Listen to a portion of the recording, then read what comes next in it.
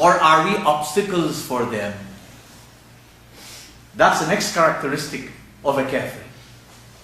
وَيَبْغُونَهَا عِوَجًا. We present to the world that the divine system of Allah is crooked. The divine system that's full of sense, that's full of practicality, that can be measured. What we say to the world, we say economics makes sense. And I agree with you.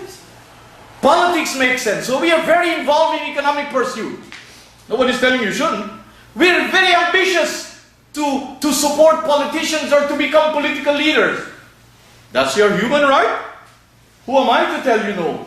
But look at what we are investing our time and our energies in.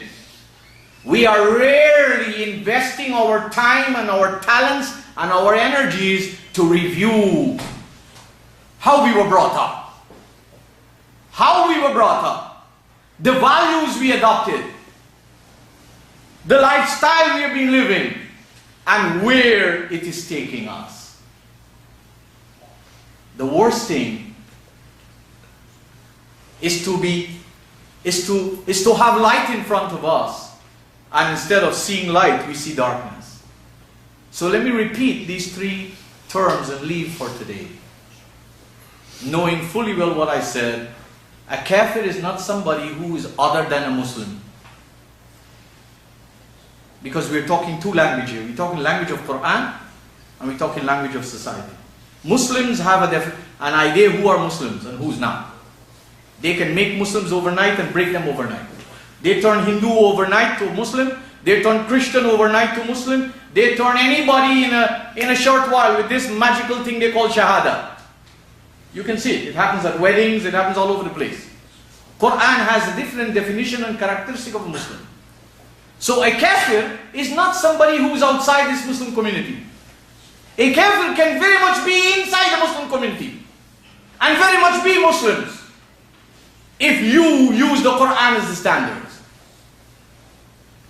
So the first characteristic found in chapter 14, verse 1, verse 2, they want the easy way out of life. They want the base and the lowly life. And what is the base and lowly life? Is to say mantras to God. Can you imagine that?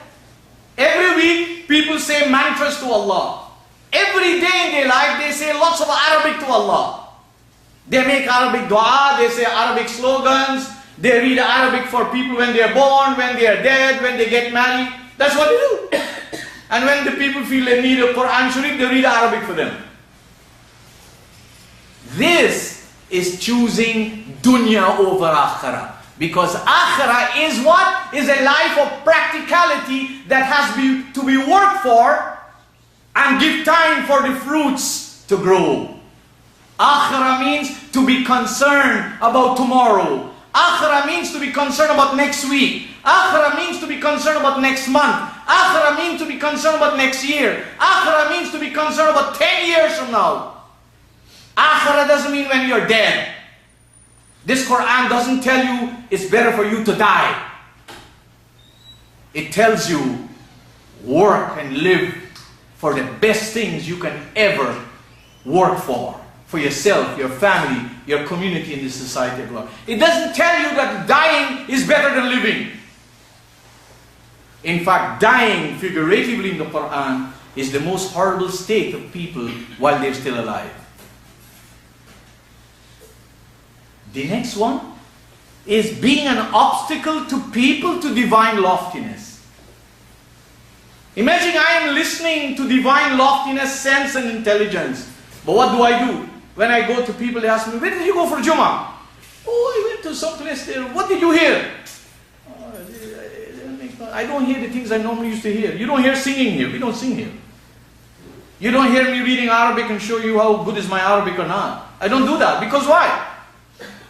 If you were Arabs and you had understood the language of the Qur'an, more than likely I'll be tempted to talk to you in that language. But I talk to you in a language that I am very familiar with, English language. And I talk to you with a language that you are very familiar with, English. And I talk to you with practical sense. And if you listen to all of this sense and you go back home and you don't do anything to your family, then ask yourself what you have done. Or you tell somebody, you know, that man is a madman, there's no sense what he's saying. You are an obstacle to the path. I'm not saying you do, I hope you don't. And the next thing, you and I should be able to do like this, weigh the realities of life, and don't mistake the real for the false. Those are 3 characteristics I want to leave with myself and you. I hope that I can live my life and you can live yours. Where we don't call people kafir because they don't look like us. Or we don't call people kafir because they don't dress like us. Or we don't call people kafir because they don't pray like us. Or we don't call people kafir because they don't believe the way we believe. What we need to always question, if indeed we are on the truth, what has it done for us? What has it done for our families? What has it done for our friends and our relatives? How much an asset are we in the society in which we live? I leave this with myself and you, knowing you're very responsible and intelligent human beings. I hope we'll give it the consideration it deserves. فَاسْتَغْفِرُوهُ إِنَّهُ هُوَ الْغَفُورُ الرَّحِيمُ.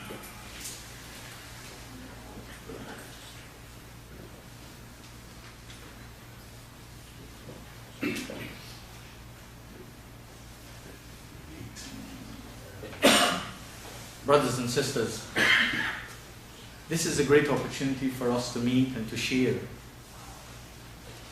And I've always said to you, whatever I say here, I say to myself and to my family first more than anything else. I say it loudly enough that you too can have a chance to listen to it.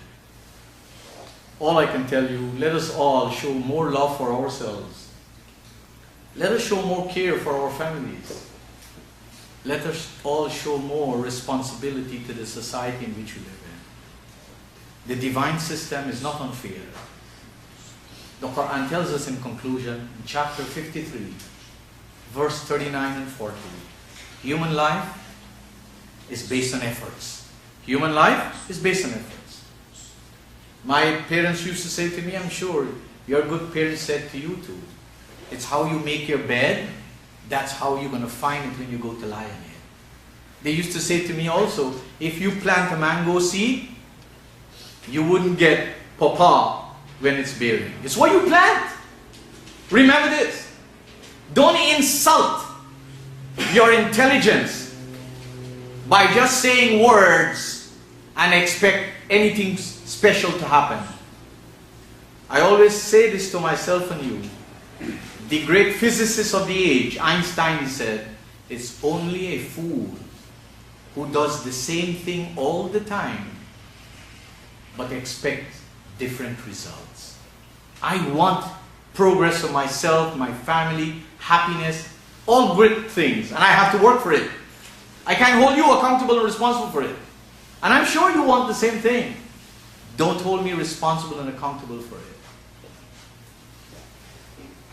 We ask Allah, through our efforts, to bless all His apostles and all His messengers for the beautiful example that they left with us of the struggle of the mind, the struggle within society, to cause you and me to have an example that we can live life at a higher level. It's not a change of clothing that we need. We don't have to necessarily change clothing. I see this community generally is very modest. It is a change of values. It's the change of priorities. It's the change of principles. And it is the change from religion to divine loftiness. Because when you deal with religion, you have no clue of where the results are going to be. But when you deal with the divine social order, is what we sow, that we will see growing and that we will reap. As-salam.